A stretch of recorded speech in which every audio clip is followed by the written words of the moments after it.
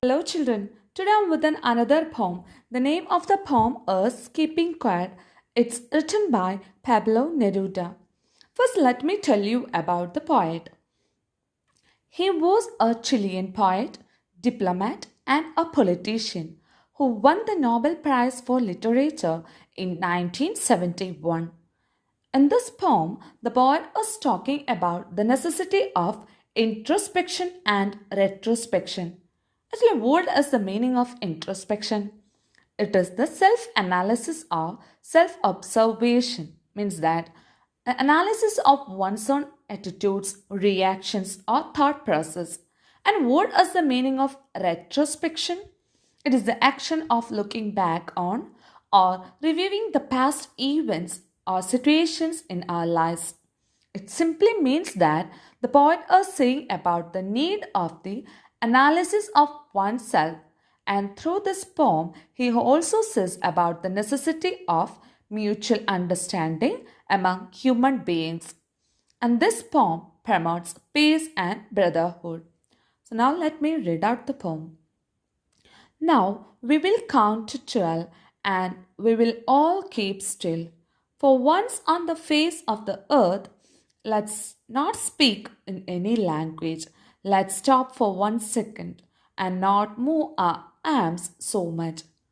Now we will count to 12 and we will all keep still. Here the poet asks us to count till 12 in our own mind, and then we will be silent and motionless. Maybe this 12 referred to 12 months in a year or 12 hours in a clock. And the poet asks us to count up to 12 because it will give us some time to analyze our deeds. It means that it will give us some time to slow down our thoughts and prepare ourselves for introspection. I told you the meaning of introspection. What is introspection? It is the self analysis of one's own attitudes, reactions, or thoughts. So, counting up to 12 gives us some time to slow down our thoughts and to introspect ourselves. So, he asks everyone to be calm and silent. To keep still means that calm and to be calm and silent. For once on the face of the earth, let's not speak in any language. Through these lines, the poet urges everyone not to speak in any language on the surface of this earth. As we all know that there are different languages spoken in different parts of the world. So language is actually a barrier for peace, and it's a barrier for unity among people across the nations. So the poet is asking us not to speak in any language and be silent. And this will break barriers between communities and a sense of brotherhood will prevail. Let's stop for 1 second and not move our arms so much. So the poet asks for at least 1 second not to move our arms either to signal or to fight or argue with each other. By using the word arms, here the poet used the word arms. By using the word arms, here the poet means the weapons used by different countries to rise a war against each other. Many use arms only to kill and destroy others. So the poet here requests us not to move our arms to harm others. Basically, he is demanding peace from all of us. It would be an exotic moment without rush, without engines, and we would all be together in a sudden strangeness. So it would be an exotic moment. So here, what is the meaning of exotic moment? It is an unusual moment. And actually, what is the exotic moment that the poet is referring here? It is the moment when everyone would be quiet and still. And when everything will come to a standstill, it will be a rare situation. Without rush, without engines, we would all be together in a sudden strangeness. Then there will be no hurry, no engines working, so it will be a very different moment. And if the vehicles and machines stop, then there will be a strange situation as the world will experience a sudden calmness. It will be strange because we have never experienced such a moment of quietness and peace earlier.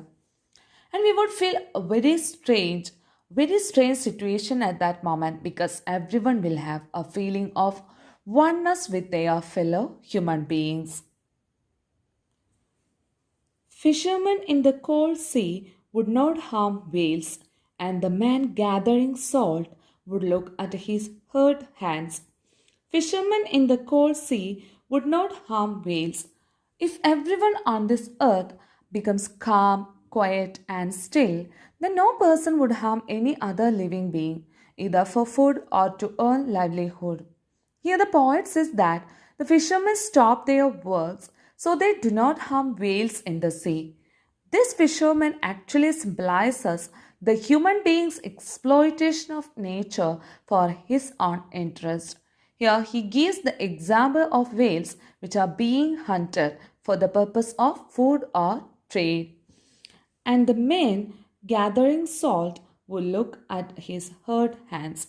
And the poet also wants people to calm down so they can stop and see what they have achieved or lost. So the people who are continuously working will get some time to look at their injuries and the damage occurred to their body.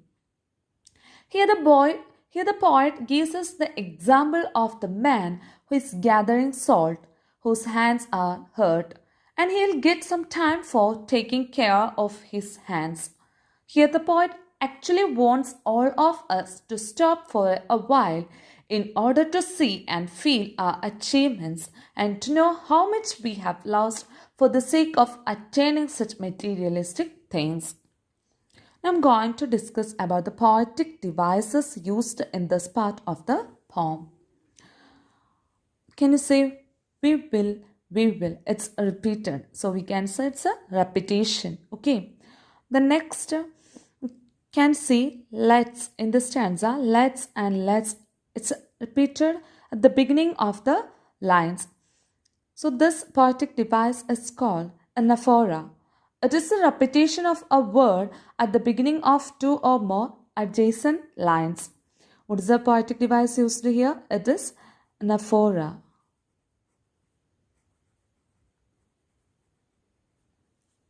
Okay, anaphora. It is the repetition of a word at the beginning of two or more adjacent lines. Here we can say let's is repeated here. Okay, then another one we can say here is that the sound v and v is repeated. Okay, we would. Here the sound, the first letter sound is repeated in the same line. It's called alliteration. You know that poetic device. Then the next one is sudden strangeness. Okay, sudden strangeness. Here the sound, first letter sound s is repeated. Then here you can see h. His hurt hands. The sound h is repeated in the same line. Okay, that is also alliteration. Okay. Those who prepare green wars, wars with gas, wars with fire, victory with no survivors, would put on clean clothes and walk about with their brothers in the shade doing nothing. So here the poet says that ask everyone to stop the activities which damage environment. Here the poet says about green wars, wars with gas and wars with fire. Actually, what is green war? It is the environmental degradation caused by man's mindless activities, and it also refers to the wars which destroy biological resources and vegetation. And here the poet says about wars with gas. Wars with gas is actually use of poisonous gas in wars, and wars with fire. It's the use of firearms in the wars. So here wars with gas and wars with fire. The poet says that so these are the wars that man wages against other human beings and the nature itself with the help of nuclear weapons. Victory with no survivors. The poet requests here not to involve in such wars because there is no benefit of achieving such victory in which no one is left alive to see that. So he asks to stop killing, stop doing wars. If they kill everyone, no one will survive to see their victory. Would put on clean clothes and walk about with their brothers in the shade doing nothing. So here, put on clean clothes. Here the poet says that we must divert our mind and adopt a new approach towards life and mankind. And we should realize that killing so many people is not a victory. So the poet says that we should cease all harmful actions and we should go out for a walk with our brothers under the shady trees. By this, the poet wishes that all of us to be united as one, and we should consider our enemies as our brothers.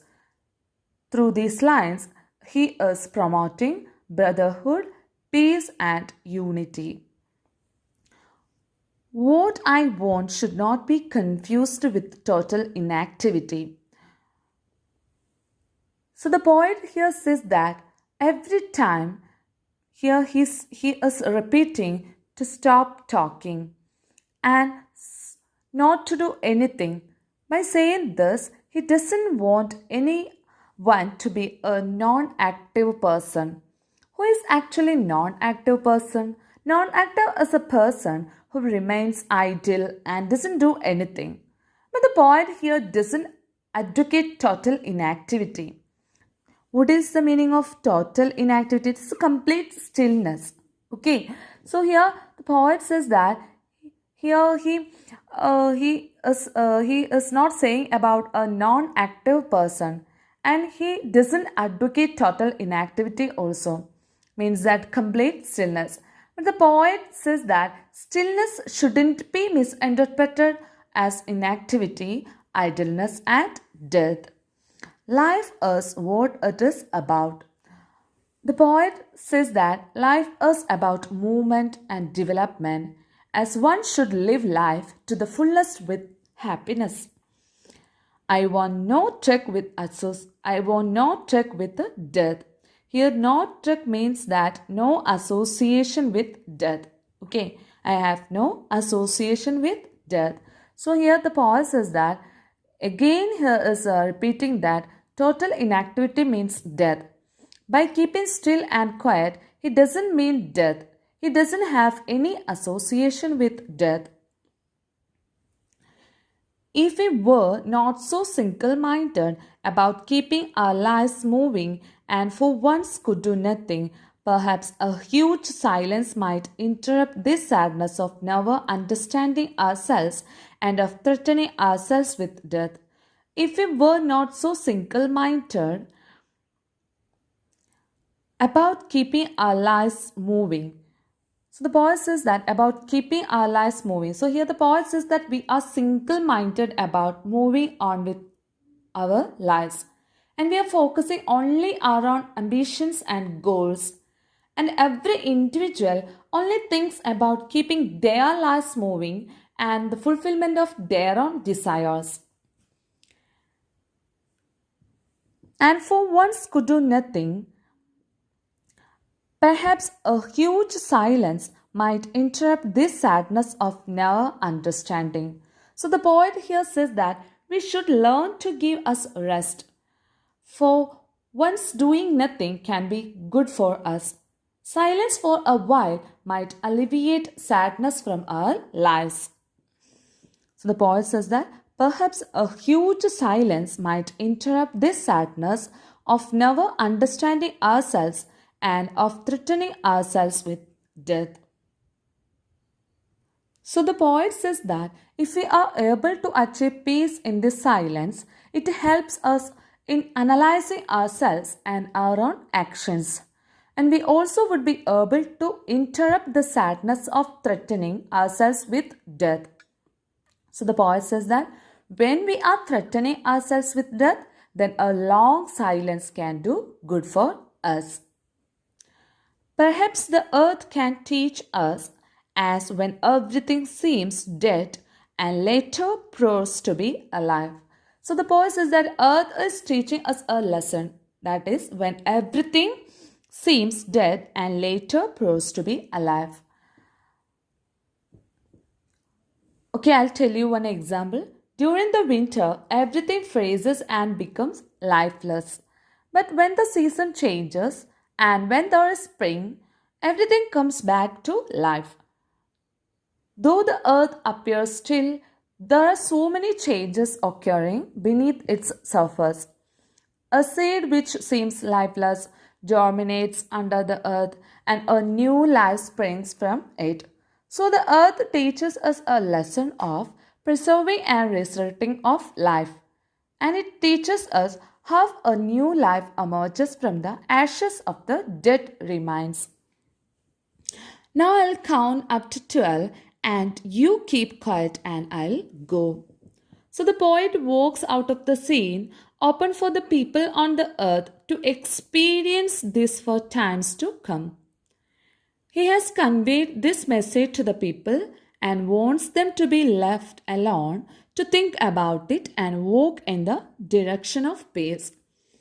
And the ultimate expectation of the poet from all human beings is to live by maintaining peace and harmony with the earth.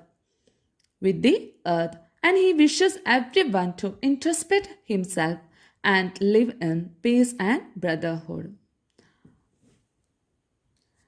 Then the poetic devices used here: wars with gas, wars with fire. Here you can see green wars. So wars, the word wars is repeated. That is the repetition. The poetic device, a repetition. And you can see wars with. Okay, the sound. That sound of the consonant, first letter sound is repeated here. That is alliteration. And then you can see here, if we were not so single-minded. So here you can see the sound v is repeated. First letter sound is repeated in the same line. V is repeated. And in the same line you can see another alliteration also, that is so single. Okay, s is repeated. That is also alliteration. So I hope you understood the poem. Thank you.